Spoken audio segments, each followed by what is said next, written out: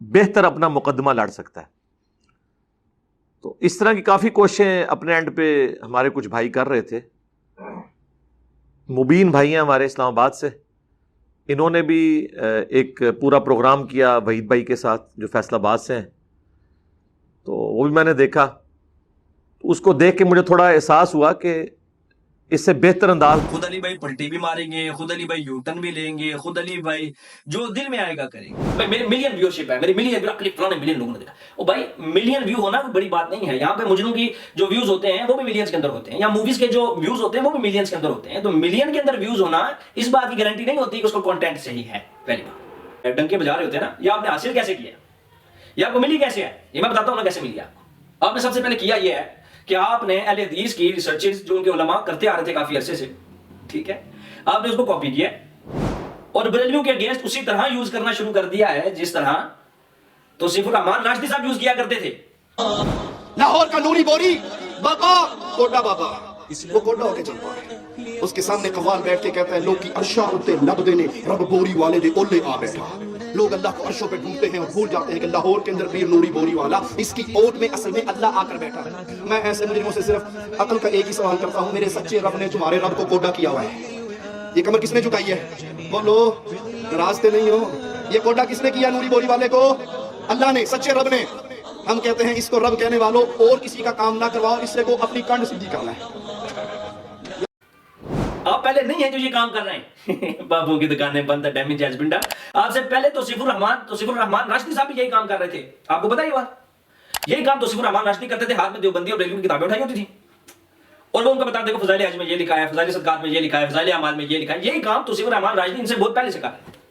تو انہوں نے انہی کا کانٹینٹ لیا اور اس کی ویڈیوز بنا کر بریلوی اور دیوبندیوں کے خلاف پیش کرنی شروع کر دی. ہمارا مقدمہ یہ ہے، ہمارا مقدمہ. یہ آپ کا مقدمہ نہیں تھا، یہ حدیث کا مقدمہ تھا.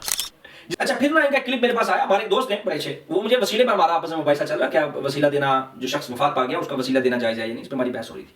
تو عثمان بن حنیف والی ایک روایت ہے جو کہ بھائی نبی پاک کے پاس آئے اور نبی پاک کو کہا کہ نا مجھے میری نا نظر کمزور ہو رہی. تو سرکار نے کہا صبر کرو. تو انہوں نے کہا آپ مجھے نا دعا سکھا دیں. یا سرکار نے کوئی دعا سکھا دی، مفہوم ہے آگے پیچھے ہو سکتی ہے، ٹھیک ہے. تو انہوں نے ان کو دعا سکھائی، تو وہ آگے انہوں نے دعا مانگی، ان کی بینائی ٹھیک ہو گئی. پھر عثمان کے دور میں نا عثمان بن حنیف نے نا اپنے ایک اور بندے کو وہی دعا سکھائی، تو انہوں نے دعا مانگی تو وہ ٹھیک ہو گیا. اب یہ جو روایت پہلی والی ہے نا وہ تو صحیح ہے، جو عثمان بن حنیف اور سرکار کے درمیان والی حدیث ہے وہ صحیح ہے. لیکن عثمان بن حنیف نے جو آگے بندے کو سکھائی نا اس کی سند میں سکم ہے. اب علی بھائی کا میرے سامنے ایک کلپ آیا پرانا، اس میں علی بھائی کہہ رہے ہیں کہ یہ حدیث ضعیف ہے کیونکہ اس میں تدریس ہے، سما کی تصریح نہیں ہے، اس لیے روایت ضعیف ہے. ایک نبینا شخص آیا تو سیدنا عثمان نے اس کو یہی دعا تعلیم فرمائی اور پھر اس کی بھی بینائی واپس آ گئی. لیکن یہ والا جو پورشن ہے یہ صحیح سند کے ساتھ ثابت نہیں. اس کی وجہ یہ ہے کہ اس حدیث میں ایک راوی ہے عبداللہ بن وہب، جو راوی تو سکا ہے لیکن وہ مدلس ہے اور ان سے روایت کر رہے ہیں. اور یہ پیٹ رول ہے محدثین کا کہ مدلس کی ان والی روایت ضعیف ہوتی ہے جب تک سما کی تصریح موجود نہ ہو. ٹھیک ہے. ابھی ان کا میرے پاس ایک لیٹسٹ کلپ آیا جس میں انہوں نے کہا کہ یہ حدیث صحیح ہے. کیوں صحیح ہے؟ کیوں صحیح ہے؟ اس لیے صحیح ہے کہ امت کا بڑا حصہ اس کو صحیح مانتا ہے. ہم وسیلہ اور توسل کے کم منکر ہیں. ٹھیک ہے، آپ وسیلہ اور توسل اختیار کریں، کوئی مسئلہ نہیں ہے. حضرت عثمان بن حنیف نے کہا کہ میں تمہیں ایک دعا سکھاتا ہوں. تو انہوں نے یہ والی دعا، اے اللہ میں تیرے نبی کے وسیلے سے تیری طرف متوجہ ہوتا ہوں اور اے اللہ کے رسول میں آپ کے وسیلے سے اللہ کی طرف متوجہ ہوتا ہوں. اے اللہ میرے نبی کی شفاعت میرے انہوں نے وجہ نہیں بتائی کہ بھائی کیسی حدیث جس کو میں پہلے ضعیف کہتا تھا، کیا مجھے سما کی تصریح مل گئی ہے؟ کیا مجھے اس کے اوپر ایویڈنس مل گیا کہ یہ حدیث صحیح ہے کہ ضعیف ہے؟ نہیں. تو پھر آپ نے کیسے کہا کہ یہ حدیث صحیح ہے؟ وہ حدیث ضعیف ہے، اس کے ساتھ کے قریب ترک ہیں. میرا پورا اس کے اوپر چھوٹا سا مقالہ تحریر ہے کہ جتنے بھی ترک موجود ہیں اس کے اندر یا تو راوی ضعیف ہیں یا مجہول ہیں، یا بیچ میں سے جو راوی ہیں وہی گرا دیے گئے، منقطع روایات ہیں. ٹھیک ہے. اور علی بھائی نے اس کو صحیح کہا صرف اس لیے کہ اس جگہ پر ان کا اپنا نقطہ ثابت کرنا تھا تو وہ حدیث صحیح ہو گئی، اور اس جگہ پر وہاں پر ان کا نقطہ ثابت نہیں ہو رہا تھا تو انہوں نے اس حدیث کو ضعیف کہہ دیا. ٹھیک ہے. تو یہ علی بھائی کا کرائٹیریا رہا ہے کہ علی بھائی ہمیشہ سے ایسے ہی کرتے ہیں کہ وہ جو حدیث ان کی مرضی کی ہوگی اسے صحیح کہہ دیں گے پہلے وقت میں، دوسرے وقت میں اسے ضعیف کہہ دیں گے. یہ ان کا ایک کلیہ ہے. یہاں سے مجھے یہ بھی شک پڑا کہ علی بھائی شاید کسی کو کاپی پیسٹ کرتے ہیں. پہلے کسی بندے کو کاپی کیا تو انہوں نے کہا ضعیف ہے چونکہ اسے تدریس مزے کی میں آپ کو بات تو اس میں تدریس کا سکم ہی نہیں ہے. علی بھائی نے کہا اس حدیث میں تدریس کا سکم ہے، حالانکہ اس حدیث میں تدریس کا سکم ہی نہیں تھا. اب کہیں سے کاپی کیا، جس نے کاپی کیا اس نے تدریس کا سکم لکھا تھا، علی بھائی نے بھی تدریس کا سکم بتا دیا، حالانکہ وہ محدث اعظم ہے، ان کو پتہ ہونا چاہیے تھا. لیکن الحفیظ علمان اللہ جانتا ہے اندر کی کیا بات ہے. لیکن انہوں نے کیا کیا مین اسٹریم پر مشہور ہونے کے لیے انہوں نے ایسے سانحوں کو مضمون بنایا، موضوع بنایا جن سے لوگوں کے نا جذبات وابستہ تھے. حسن جیسے کروڑوں حسن بھی ہو جائیں، وہ کیسے امیر شام کو گارنٹی دے سکتے ہیں جس کو اللہ کا نبی وحی کے ذریعے یہ بتا دے کہ یہ جہنم کی طرف لانے والی جماعت ہے؟ تو حسن ابن علی تو شاہی کوئی نہیں رسول اللہ کے مقابلے پہ. جن کے ساتھ لوگ ایموشنلی ٹچ تھے صحابہ کرام اور اہل بیت. تو ان واقعوں کے بارے میں ائمہ یہ کہتے تھے کہ یہ واقعات ہیں، سانحات ہیں، یہ ہوئے ضرور ہیں، مگر ان سے متعلق احتیاط کا دامن ہاتھ سے نہیں چھوڑنا چاہیے، کیونکہ اگر آپ اس کے متعلق احتیاط کا دامن ہاتھ سے چھوڑ دیں گے نا تو آپ ایمان سے ہاتھ دھو بیٹھ، آپ کے ہاتھ سے ایمان نکل سکتا ہے. بہرحال ان واقعات اور سانحات میں ایسی ہوا دی گئی، جھوٹی روایات، من گھڑت روایات، ایسے روایات جن کے راوی ہی نہ معلوم تھے، ان روایات کو پیش کر کے نفرت کا ایسا ماحول بنایا گیا کہ ہم جہاں ویڈیو دیکھتے تھے وہاں سے لوگ کمنٹ کرتے تھے 2812، ہم جہاں ویڈیو دیکھتے تھے وہاں لکھا ہوتا تھا ڈیمیج ہیز بین ڈن. نہیں یقین کسی بندے کو نا، آپ ابھی جائیں اویس ربانی کی لیٹسٹ ویڈیو کھولیں، اس کے نیچے لکھا ہوا تھا damage has been done. Owais Rabbani کیا بات کر رہا ہے، آپ کیا نیچے لکھ رہے ہو ڈیمیج ہیز بین ڈن.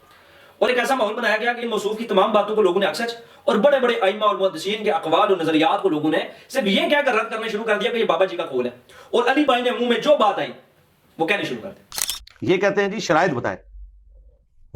ہم کہتے ہیں شرائط تو مسلمانوں کے مورخین نے لکھی ہیں، وہ کہتے ہیں جی سندیں پیش کریں. بھائی اگر آپ اس طرح سندیں مانگیں گے تو ہم کئی واقعات کی اسناد حدیث کی کتابوں سے تو نہیں دکھا سکتے. جیسے منی گاڈ والا مسئلہ ہے، قرآن حدیث میں کہیں ثابت نہیں ہے کہ کسی نے کہا کہ آپ منی گاڈ بن جائیں گے، وہاں پر علی بھائی نے کہا بھائی وہ منی گاڈ بن جائیں گے آپ. ٹھیک ہے، پھر جب ان سے سوال کیا گیا کہ بھائی عورت کو کیا ملے گا جنت میں، تو انہوں نے کہا جی وہ ہو سکتا ہے عورت کو مرد بنا کے اس کو نا 72 روپے دے دی جائیں. عجیب و غریب. ٹھیک ہے، کوئی لاجک نہیں ہے، کوئی سینس نہیں ہے بات کی، بس علی بھائی کو چونکہ لگتا ہے یہ ہے، تو پھر جو ان کے فالوورز ہیں یا سپورٹرز ہیں یا مقلدین، آپ جو مرضی کہہ لیں، انہوں نے کیا کیا کہ بھائی اس کو نا اپنے حرف جان بنا لیا. لیکن ایک بات ماننے والی علی بھائی کہ علی بھائی نے نا امت کی نبض پکڑ لیا، ان کو پتہ لگ گیا کہ مجھے ویوز کیسے ملیں گے. اب یہ ریزنٹ آپ دیکھ لیں سیاست کے اوپر جو علی بھائی کا سسٹم چل رہا ہے. ٹھیک ہے، ٹھیک ہے، جو سیاست میں سسٹم ہو رہا ہے علی بھائی کے ساتھ، وہ اسی لیے ہے نا کہ علی بھائی نے اپنے آپ کو حرف کل سمجھ لیا ہے، وہ ہر چیز جانتے ہیں، ان کے پاس نالج کی دکان ہے، اور کس وقت پر کون سی ویڈیو میں نے اپلوڈ کرنی ہے اور ویوز آنے، کس طرح کا میں نے تھمبنیل لگانا ہے تو ویوز آنے. ٹھیک ہے، یہ علی بھائی سمجھ گئے، ماشاءاللہ علی بھائی کی ٹیم سمجھ گئی ہے. اچھا، پھر انہوں نے دوسرا حربہ یہ اپنایا کہ انہوں نے صحابہ کے خلاف نا زبان درازی کرنی شروع کر دی، محدثین کے خلاف، محدثین کے خطرے نعوذ باللہ چیک ہونے چاہیے. آپ امیر معاویہ پر تلوار سونت لیتے، ٹھیک ہے، من گھڑت قول پیش کیے، جھوٹ بولے، کس بیانی کی، صرف اس لیے تاکہ ہم لوگوں میں اپنی واہ بھائی بٹور سکیں، ملین کے اندر جو ویورشپ کا وہ نعرہ لگاتے ہیں وہ حاصل ہو سکے، تاکہ کل کو ہم کسی شو میں بیٹھ کے کہہ سکیں کہ بھائی جان ہماری ویورشپ عمران خان سے زیادہ ہے. ٹھیک ہے، اندازہ لگا. اچھا، فیس بک، سوشل میڈیا ہینڈلز پر آپ جب نظر گھماتے ہیں تو آپ کو نظر آتا ہے کہ اہل سنت کے نوجوان جو ہیں وہ صحابہ کرام رضوان اللہ اجمعین کے اوپر اپنی زبانیں دراز کر رہے ہیں. جو کام صحابہ کے دشمن صدیوں سے نہیں کر سکے نا، وہ علی بھائی ماشاءاللہ بچوں کے توسل سے کرا رہے ہیں. وہ صحابہ پر زبان درازی کر رہے ہیں، چاہے وہ امیر معاویہ رضی اللہ تعالیٰ عنہ، چاہے وہ مغیرہ ابن شعبہ رضی اللہ تعالیٰ عنہ، چاہے عمر بن العاص رضی اللہ تعالیٰ عنہ، چاہے حضرت عثمان غنی رضی اللہ تعالیٰ عنہ. لوگ نہیں بیٹھ رہے، کیوں؟ کیونکہ علی بھائی نے ان کو تیز کر دیا کہ وہ صحابہ کے خلاف بولیں. اور ان موصوف نے اپنی شاطر ذہنیت اور چند زبانی کی مدد سے کچھ ہی سالوں میں وہ کام کر دکھایا ہے جو کہ رافضی صدیوں میں نہیں کر پائے تھے. انہوں نے صحابہ کے اوپر ایسی زبان درازی شروع کی کہ ان کی ہر ویڈیو کے اندر بنو میاں مامو پارٹی، بنو میاں مامو پارٹی، بنو میاں مامو پارٹی، اور کوئی بات ہوتی ہی نہیں تھی. ابھی جا کر جب سے عمران خان والا مسئلہ کرا ہوا اب یہ چپ ہوئے ہیں، نہیں تو اس سے پہلے ان کی ویڈیوز کے اندر یا تو بنو میاں یا مامو پارٹی، یہ بنو میاں یا مامو پارٹی، اور کوئی بات نہیں ہوتی تھی.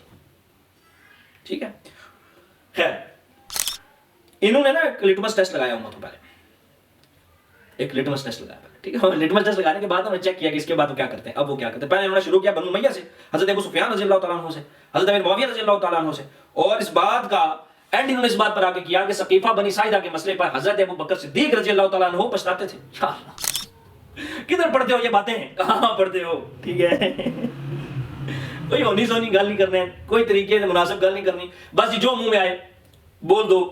وہ میں ایک پوسٹ پڑھ رہا تھا نا کہ بھائی قرآن اور سنت بیان کرتے کرتے علی بھائی کو لگتا ہے کہ میں جو بات بیان کرتا ہوں وہی قرآن سنت ہے.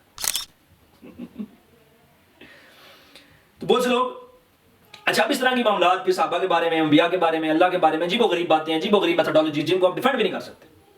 قادیانی میں کافر نہ کہیں، ہم انہیں کافر کہنا چھوڑ دیں گے. کل کو جو دیا کو کافر کہنا چھوڑ دیں، آپ کو کافر کہنا چھوڑ دیں. ٹھیک. اچھا مزے کی بات انہوں نے چونکہ میں نے آپ کو بتایا نا کہ ہر چیز کے اندر پرفیکٹ ہے. اچھا آپ تفسیر کے اندر پرفیکٹ ہے، بے شک آپ کو تفسیر کے ساتھ آپ نے جو کام کیا اللہ معاف کرے، اسلام کا دشمن بھی تفسیر کے ساتھ وہ کام نہ کرے. کہاں کیا آپ کو، کہاں آپ سمجھاتے رہے، کہاں جوڑتے رہے، آپ کو خود نہیں پتا. اتنے بڑے مفسر ہیں آپ، ٹھیک ہے، اب اتنے بڑے محدث ہیں کہ آپ کو پتہ ہی نہیں ہوتا کہ حدیث کا حکم کیا ہے، حدیث کیوں ضعیف ہے، ابو مخنف راوی کون ہے، آپ کو پتہ ہی نہیں ہوتا. لوگ آپ سے سوال کرتے ہیں ابو مخنف کیسا راوی، اب لائیو ویڈیو میں کہتے نہیں محدثین اس کے بارے میں صحیح نہیں کہتے، اگلی ویڈیو میں آپ اسی راوی کی بیان کرتا روایات لوگوں کو سنا کے تو اپنا سسٹم چلا دیتے. الحفیظ والا، ٹھیک ہے. تو آپ نے کہا کہ یار کیوں نہ میں شاعری میں بھی اپنا سسٹم چلاؤں، شاعری میں بھی نا. تو خود ہی علی بھائی بتاتے ہیں، کہتے ہیں نا ہم نے نا جب شروع میں دعوت کا آغاز کیا نا تو ہم نے اس کا نام رکھا تھا کہ نہ میں بابی نہ میں بابی، میں ہوں مسلم علم و کتابی، یعنی علم و کتاب के बीच में है, वाह। मैं हूं मुस्लिम, इल्म व किताबी। तो फिर किसी बंदे ने आकर बताया कि इल्म व किताबी लफ्ज नहीं होता भाई, इल्मी किताबी लफ्ज होगा यहाँ पर। ये उर्दू की एक बहर होती है, जमीन होती है उसकी, अब उसके अंदर एक मतलब एक मामला होता है, प्रॉपर टेक्निक है। तो उसे समझाया कि इल्म व किताबी नहीं होगा, इल्मी किताबी होगा। तो फिर इन्होंने इसको सीखी। ये थी मौसूफ की शायराना की। तो अल्लामा इकबाल का एक शेर था, बड़ा कमाल और फलसफा में बड़ा एक अच्छा शेर था कि बेखतर कूद पड़ा आतिशे नमरूद में इश्क, बेखतर कूद पड़ा आतिशे नमरूद में इश्क। ठीक है, तो वो कहते हैं यार इब्राहिम अलैहिस्सलाम खुद किधर फेंके थे, उन्होंने कब छलांग मारी थी, वो खुद छलांग मारते तो खुदकुशी होती। याद होता है। आप तो बिल्कुल ही शायरी से नाबलद मालूम हुए। ये तो ऐसे ही है कि मोहम्मद से वफा तूने तो हम तेरे हैं। ये जहां चीज है क्या लूहो कलम तेरे हैं। इसका ये मतलब नहीं है कि लूहो कलम की रजिस्ट्री मुबीन सत्ती के नाम हो जाएगी। ठीक है, इसको लफ्जी मानों में नहीं लिया जाता शायर को, उनको समझा जाता है उनके अंदर मौजूद फलसफे को समझा जाता है, ना कि आपकी अपनी ज़हनी जो फितरत है या ज़हनी जो खुराफात है उसको शेर के ऊपर रावी किया जाता है। और फिर इन्होंने ऐसी ऐसी ज़ुबानी की। मैं कहता हूँ कि हर बंदे का बुरा टाइम आता है ना। डॉक्टर अल्लामा मोहम्मद इकबाल रहमतुल्लाह के ऊपर बात करके ना मौसूफ ने अपनी हड्डियां चौक में उल्टा दी। यहां से पता लग गया भाई फलसफा के आप कितने माहिर हो, पता लग गया। ठीक है, अभी पता लग गया कि भाई आप कितने जबरदस्त शायरी के ना आप दीवान लिख सकते हो भाई। ये जो आपने अशआर के ऊपर अल्लामा इकबाल के ऊपर अपनी उंगलियां उठाई है ना, जबरदस्त। और फिर जब हम आपकी शायरी वाली सेंस देखते हैं, टेक्निकली गलत है, और फिर हम जब अल्लामा इकबाल की शायरी देखते हैं तो फिर हम कहते हैं कि आपसे कोई शेर लिखवाएं, तो फिर हम आपको देखकर शेर पढ़ते हैं कि बहुत शोर सुनते थे पहलू में दिल का। बहुत शोर सुनते थे पहलू में दिल का, बहुत शोर सुनते थे पहलू में दिल का, जो चीरा तो एक कतरा खून भी ना निकला। हमें नहीं पता आप लाइव में किस तरह तपते हैं, हमें नहीं पता है आप नजरे के काबिल हैं या नहीं, आप बैठ नहीं सकते। ठीक है, आपने क्या मुफ्ती तकी उस्मानी के साथ बैठना है यार, आपकी क्या तबीयत है यार, क्या ही बात है कि अल्लाह आप पर रहमत और बरकतें करे अपनी। ठीक है, खैर आखिर में मैं आपको बताऊंगी, सिर्फ जुबान के जोर पे इन मोहतरम ने ना ऐसी ऐसी कहानियां और ऐसे ऐसे किस्से बताए जिनका ना हकीकत से कोई ताल्लुक नहीं था। हकीकत में अली भाई जो हैं वो हदीस के मनहज तक पहुंचना तो बहुत दूर की बात है, उसके असबाब तक भी नहीं पहुंच सकते, उसकी टाइमलाइन को भी ट्रेस आउट नहीं कर सकते कि ये कब किया। इसी वजह से मुंह की खानी पड़ती है अक्सर। और मैं आपको मजे की बात हूं, जो बंदा हदीस जिसने पढ़नी शुरू किया ना, वो अली भाई से 4-4 कदम पीछे होता गया। उसने अली भाई को अनसब्सक्राइब कर दिया, यूट्यूब से भी, अपनी जिंदगी से भी, हमेशा हमेशा के लिए। Good for everyone. तो इख्तिताम पर मेरा बस आपसे सवाल है, हम कब तक किसी नाबलद मुबल्लिग के हाथों अपना दीन फरोख्त करते रहेंगे, अपना ईमान से हाथ धोते रहेंगे? ऐसे लोग जो मसलक और हालात को देखकर अपनी बात बदल दें, एक अकेले बैठकर और बयान करें, 4 बंदों में बैठकर और बयान करें, क्या ऐसे लोग हमारे रहबर हैं? क्या तमाम उलमा हमारे दुश्मन हैं? और ये लोग सबसे बड़े मुहिब्बे अहले बैत हैं, जो जनाब अकील के ऊपर, जो कि अहले बैत में से माल बेचकर खाने का इल्जाम लगाते हैं, उनके अंदर पैसों की हवस बताते हैं अहले बैत में से एक शख्स के ऊपर, और ये अपने आप को मुहिब्बे अहले बैत भी कहते हैं। तो इनकी मुहिब्बे अहले बैत पर ये मुहिब्बे अहले बैत हो गए। और हम हजरत अली का दिफा करने वाले, हजरत अली के नाम लेवा, अहले बैत की बात करने वाले नासबी, सुभान तेरी कुदरत, सुभान तेरी शान, ऐसा फतूर डाला मैंने। खैर, तो ये लोग, अली भाई कहते थे कि इन लोगों ने ना बरेलवी देवबंदी की आवाज लगा कर ना, बरेलवी नबी के घर की आवाज लगाकर सवारियां बिठाई नबी के घर की, और जाके उतार दिए बरेलवी और देवबंद में। अली भाई यही चीज आपकी कि कुरान और हदीस की आवाज लगाकर गाड़ी में बिठा तो लिया आपने, लेकिन उतार लिया जाके जेल में कि मेरी तकलीद करो भाई बाबा, मैं अक्सर चाखना, मेरी कोई गल गलत नहीं, और मेरे से मंजी ठुकवा लो। अच्छा चलो, तो अल्लाह हमें कुरान हदीस पढ़ने और समझने की तौफीक अता करे।